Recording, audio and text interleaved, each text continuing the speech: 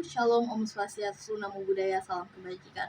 Perkenalkan, nama saya Anggrenia Widianti dengan akhir NIM 043 akan memberikan analisis yang menyatakan bahwa Kementerian Keuangan berwenang dan bertanggung jawab atas pengelolaan aset dan kewajiban negara secara nasional, sementara Kementerian Negara atau lembaga berwenang dan bertanggung jawab atas penyelenggaraan pemerintahan sesuai dengan tugas dan fungsinya masing-masing. Pernyataan tersebut mencerminkan bahwa pembagian kewenangan strategis dalam tata kelola pemerintahan Indonesia itu sendiri diatur oleh kerangka hukum keuangan negara. Satu, pembagian kewenangan berdasarkan asas unity of treasury. Secara normatif, pengelolaan keuangan negara ini diatur oleh Undang-Undang Nomor 1 Tahun 2004 tentang Perbendaharaan Negara.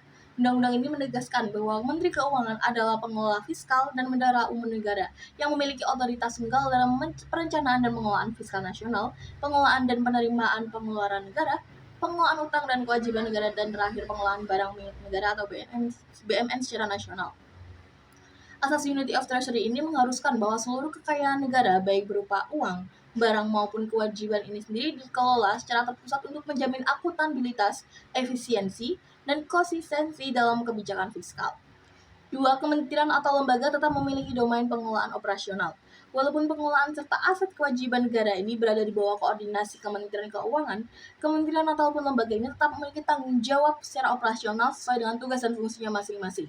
Dan hal ini sejalan dengan Undang-Undang Nomor 39 Tahun 2008 tentang Kementerian Negara, prinsip decentralized administration dalam penyelenggaraan tugas pemerintahan, dan mekanisme user of asset dalam sistem BMN.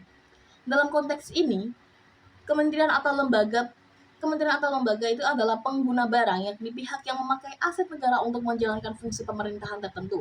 Namun pengaturan strategis, pengalihan, penghapusan penilaian, dan penetapan status penggunaan tetap harus mendapatkan persetujuan dari Menteri Keuangan sebagai pengelola barang. 3. Implikasi terhadap manajemen aset dan kewajiban negara.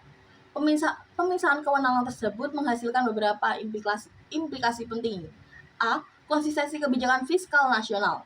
Sentralisasi pengelolaan aset dan utang negara pada Kementerian Keuangan ini menjamin bahwa keputusan mengenai pencatatan aset, kebijakan pembiayaan utang, dan perencanaan investasi pemerintahan ini selaras dengan kondisi fiskal dan prioritas nasional, dan hal ini penting untuk menjaga fiscal sustainability. B. Akuntabilitas dan standarisasi.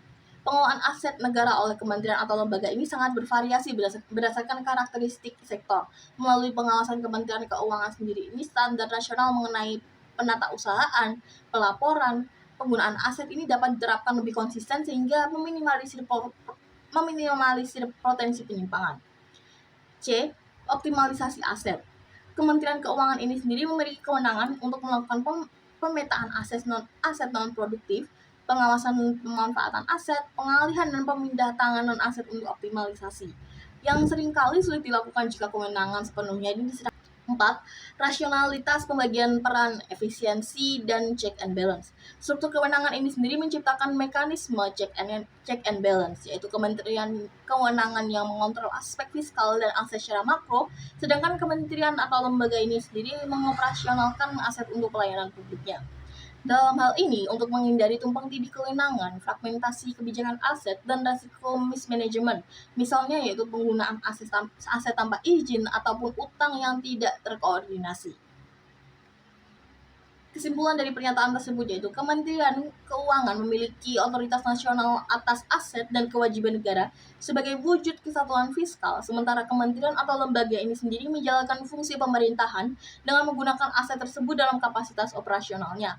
Pembagian kewenangan ini diperlukan untuk memastikan konsistensi kebijakan, optimalisasi ke aset, dan keberlanjutan fiskal nasional. Demikian yang dapat saya sampaikan. Terima kasih. Wassalamualaikum warahmatullahi wabarakatuh.